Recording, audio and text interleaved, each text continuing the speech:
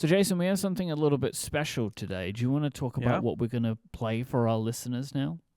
Little Summer of Fun special in this episode. We talked a few weeks ago about the Vision Pro What If interactive story, I guess. Experience. So this was a thing with Marvel and ILM Interactive that they did. That's like an interactive story. We really enjoyed it. There's a part at the end that you really loved. And so we had this nice chat, and I talked with some of the technical people and some of the designers for a little quick 6 colors thing that I did. That was all very nice. And then we heard I got an email from one of the writers of the thing saying it's so awesome that you liked it. Maybe we could come on and talk about it sometime. And that was really a cool thing. So we talked to the PR people at ILM Interactive and all that, and we set it up. And so we get to have this interview in this episode where we got to talk earlier last week to Phil McCarty and David Dong, who are the writers. They come from a screenwriting background, as you'll hear. They're writers of this What If interactive experience, which is, it's not a movie. It's not a game. It's something in between. And I think it's really interesting to go into sort of how they got involved and what goes into writing an experience like this. So it was really a pleasure to talk to them. Guys, thank you so much for joining us. We are very excited to talk about this. I mean, I am a huge fan of all MCU projects, and especially the What If thing was incredible. I think we'd like to start at the beginning. How did this project come about, and kind of how did you guys get involved in it? David, do you want to take that? Or oh, sure. Well, so Dave Bouchard came to us, and we got involved with him. I believe Phil and I wrote a spec for the Sundance TV, was it TV Lab or something like that? This was a long time ago. And what's funny about it is our spec was about, it was like a thriller procedural set in VR. Okay. And this was back in the day before everyone had a pilot about VR. We were first. We did it. Westworld, we were cutting edge at the time, and I believe Dave was there. And at our table read. Yeah, at our kind of big table read, and then years later, I think he had this opportunity, and he came to us and asked if we, wanted to push some ideas around. So how does this? I just and again, I know that this is a complicated thing. Do you come in and say, are you handed a bunch of elements and saying, let's make this into a thing? How much of that is sort of like pre-baked, or is it more like, because there's obviously the software and the platform and the story that they want to tell. How much of that comes from you, and how much are you handed kind of elements and saying, these are the elements that we need in the story that you need to work on? Oh, it was absolutely a blank slate to start off with. There was nothing. It could have gone any number of directions from project inception. There was nothing dictated, if that's what you're asking, essentially. Yeah, that's what's really cool about Marvel Studios. They kind of just let you play, and if the idea is cool, then we're gonna do it. I think you'll see some stuff that some characters like Carol Danvers, Nova Corps, and some certain characters like that probably wouldn't have immediately come to mind, but we pitched them, and Marvel was like, yeah, this is cool, let's do it. So from what I understand on our end creatively, this all started at just like every other project that starts at creative. We have to think about what's a story that we want to tell, and then we look towards what is really right for What If. How can this be a plus up for people who are big fans of What If? Yep. But also kind of turn that and give them something that they've never experienced before. So it was really, the concept was What If and a VR interactive story, but beyond that, it was, kind come up with some thoughts and pitch this? Yeah, we came up. Well, it Actually, wasn't we came up even. with a bunch of pitches. Yeah, at first. Yeah. Yeah, it wasn't even what if from the beginning. Like we landed on what if. We definitely there were some initial iterations that were sort of in like Black Panther space, and then just various properties. So we ultimately landed on what if, and it could have gone anywhere. I have to apologize if I'm so used. I confess I'm a huge fan of your podcast, and I've listened to both a lot of this and the Incomparable. So I'm having this a little bit like our experience where you're watching the thing and you're watching, and you get to partake. And I'm so used to listening to you guys talk. And now I'm like, oh, I'm supposed to talk. You're supposed to talk back to the podcast. Yeah. Every podcaster has had this moment where you guest on a show you're used to listening to, and then you realize you haven't said anything. Like the first time that I was on the Incomparable, I think one of the first times it was, I think we were doing Endgame. We did like an Endgame review episode. And I realized I hadn't spoken for like 15 minutes because I was just listening. It's like, this is a great episode. This is a great episode. That's me being a bad host too, because I'm supposed to notice when the guests don't talk. Yeah. See, Phil, now you're the hero of the story. Yeah. Oh, this is an interactive, the most interactive of all podcasts when you're a guest on it. Snap myself away. Yeah.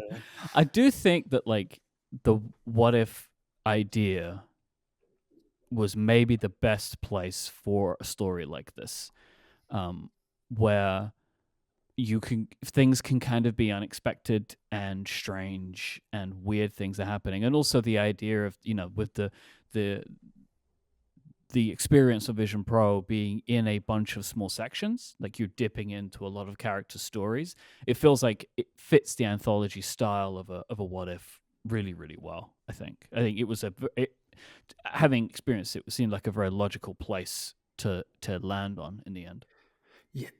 Yeah, I wish we could take credit for it. There's also a lot like the fact that it's not a photorealistic, property essentially, right? Like that we allow for a stylistic environment.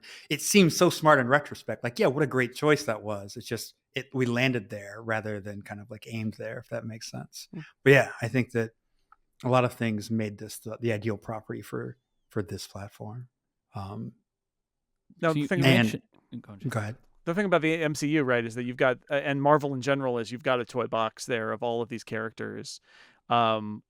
You had to pick some because this is, there are only so many, and there are tech limitations too, right? Like there are only so many characters that they're going to build and design in order to build this thing out. So you can't have a cast of thousands. What drove you to the choices you made in terms of the characters that are in there? I mean, obviously, what if you're going to get the Watcher, but Wong is in this a lot, which I always thought was actually an incredibly clever thing because of the way they build out magic as a hand gesture in the MCU films, and Vision Pro is all about hand gesture control.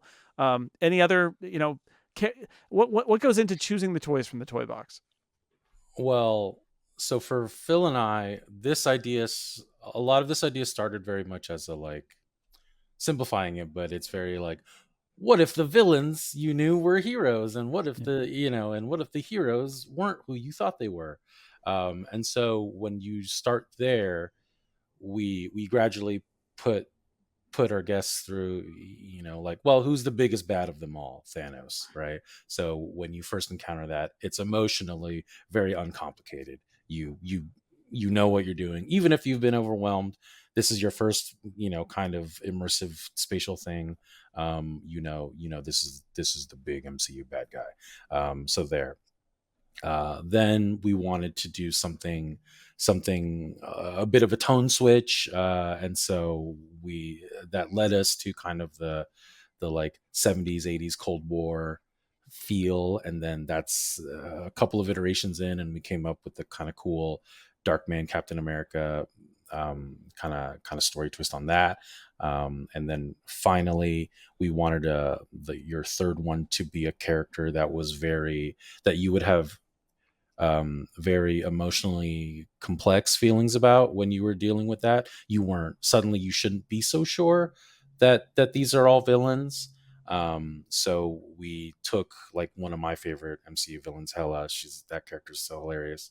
And then we spun her story, we spun her look, we turned all the dials to sort of play with your your expectations, and like maybe these aren't multiversal villains, and maybe I'm not being led down the right path of all this. Yeah, Wong is great as Magic and all of that stuff came more to the forefront from interactive. It made more sense to bring Wong in, and then at a certain level, you realize that, well, Wong now needs to be part of the story in a big way. He can't just show up and talk and show you tutorials and then leave. So interactive is ILM, right? So the team, I'm correct, and it's the team behind like putting together the technical aspects of the experience. Yeah, ILM Immersive. Yeah, great. And what was that like? That this kind of like the teamwork, because obviously this is, I'm sure every writing project, it comes with constraints kind of during and after, and the experience goes through as you're working with directors and actors. But in an experience like this, as well as that, you also have brand new technology, brand new ways of interacting, and I'm sure things were appearing throughout the process that were changing the story. What was that kind of interplay like of understanding how the tech could be used and how it would adapt to the story and push the story? Yeah, ILM Immersive. They were really good about empowering us, for lack of a better word. We would say, hey, can we do this? And they would just very cleanly say yes or no. We weren't necessarily privy to their kind of like back end considerations on like what the Apple Vision Pro was capable of or not. But I do know that there was a lot of consideration on their end to determine what was kind of inbound, so that they came to the table saying, hey guys, yes, this idea is great, run with it. This might not be feasible, this sort of thing. So it was mostly us sort of like brainstorming and daydreaming, and them kind of giving us a thumbs up or thumbs down on like what fit within the scope because of the project and the timeline we were working with. It was a really tight partnership. We were in a lot of meetings with them. Just a real, it was like daily at some points. But just kind of really refining what could be done, what made sense to do, and then dealing with curveballs, because I'm sure you guys can imagine even small curveballs can really like force us to take a story, down a different turn. So yeah, it was a lot of that. I mean, it was really such a joint venture, and even from them to point at creative and be like, well, if this is this, then we have an opportunity to creatively do this. I know, like, one of my favorite moments in the thing came about a really tight partnership, and that was the Time Stone moment.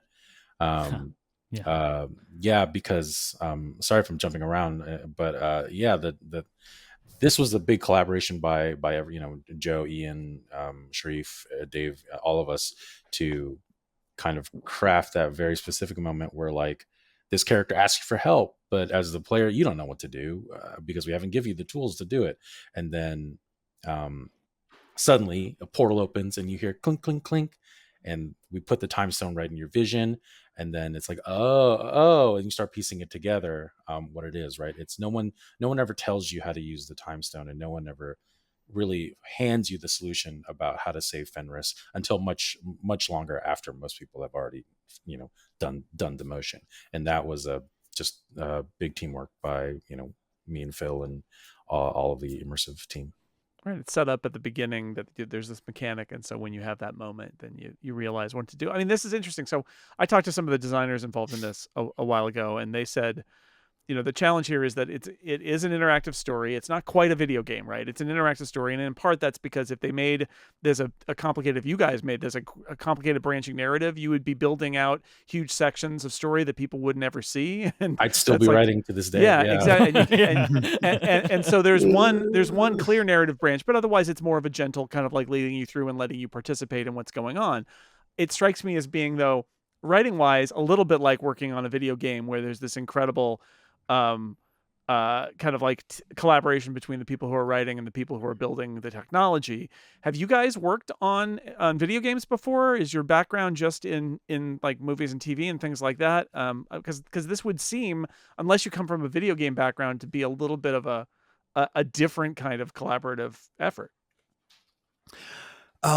Both of us, we were like trained. We were film, TV screenwriters. That's kind of our All bag. right. We were also like everyone on the project, lifelong gamers, right? Like, so everyone has a little bit of that vocabulary. When I was younger in college, I worked for Electronic Arts as like a game tester, so I had a little bit in the back of my mind. But I think that um, So David how and I are was both it? kind of like, How was it uh, not having to do something that's not quite a game, but is kind of close?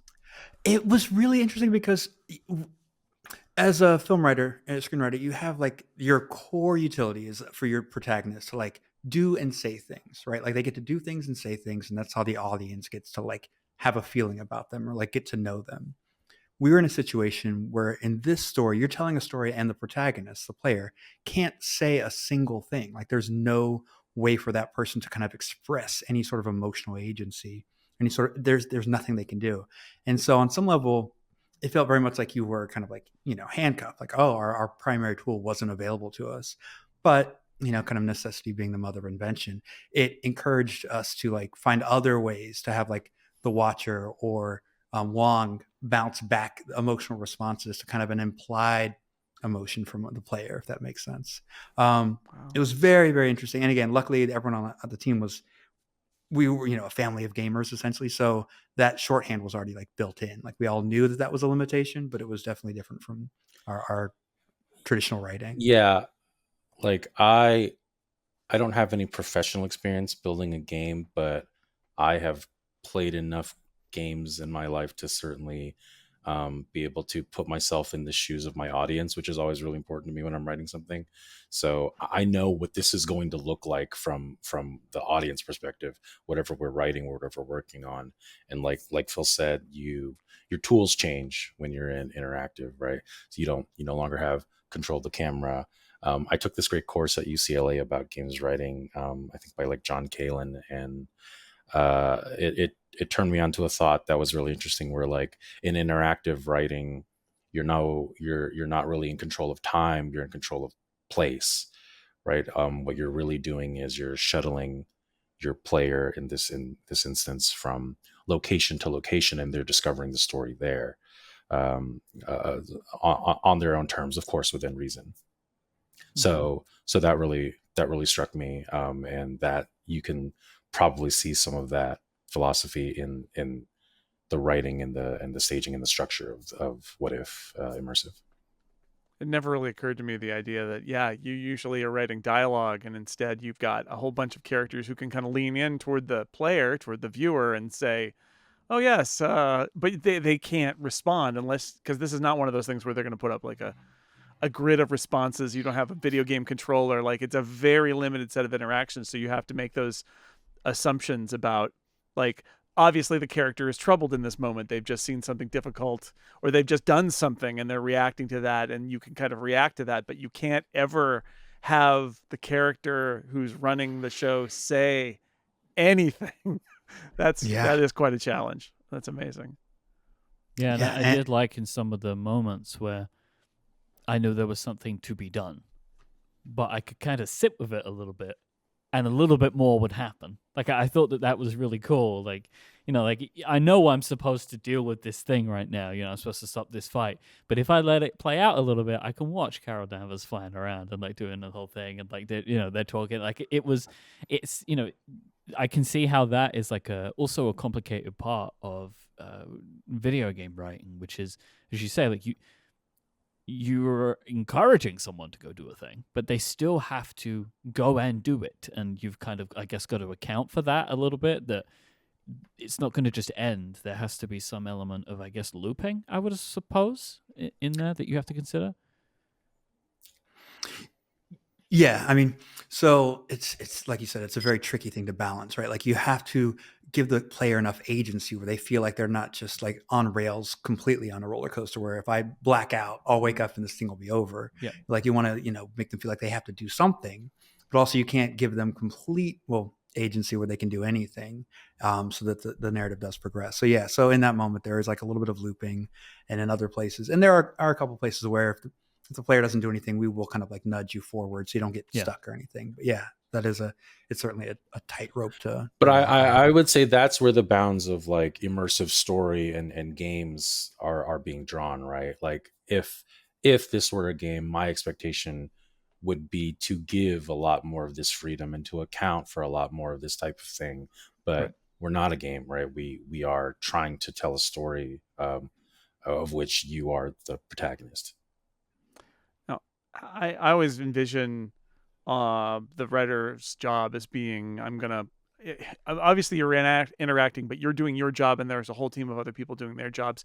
Did you interact with like the art and design teams, or was it much more like, we have some ideas, here's what we're doing, and then they came back and you didn't have to worry about that part? Or was there a lot of give and take on a project like this with the people who are designing the art and the environments? And I mean, there's a lot of pieces that go into it. Yeah, there was an ongoing kind of, iterative cycle essentially, where we would come up with a pitch for a location, and then that location would go off to the artist, and the artist would draw a rendering of it. And we'd see and go, oh, based on this, we can kind of like incorporate that into our writing process. Or here's our take on a couple characters we'd like to use. And they're like, oh, could Hella look like this? Like, oh, maybe she should be younger. Oh, but could Steve look like this? No, people, if they see this costume, they're going to know exactly who this is. We need to dial down how much Captain America is in you know what I mean? So there was definitely extensive back and forth. One of the designers actually asked me, I was praising that Cold War bunker kind of location, and they actually said, so did you know that it was the Winter Soldier in that pod off to the right? And I was like, well, yeah, but I mean, who else is it going to be given the context of it? But they were concerned, right? There was this like, it was kind of Easter eggy, but also kind of like, we do want you to kind of be able to get it. And did you notice? And that's you don't want to be obvious. You don't want to put a spotlight on it, because then it's just super blatant. But at the same time, you want people to notice it. You don't like, there's a video game console floating in space that's the last remnant of New York City at one point that made me laugh. Just so like little touches, but I can appreciate it's tricky to get the balance right there. Yeah. And making it even trickier is, we didn't really know who the audience for this was, right? Because it's like, it's people that are going to buy this headset that doesn't exist yet. It's coming out shortly. Will they have seen all the movies? Will they have seen none of the movies? How much can, so you have to write a game that's an experience, for, a wide number of people with completely different backgrounds as far as the source material goes, which is, again, it's all very dicey, but fun.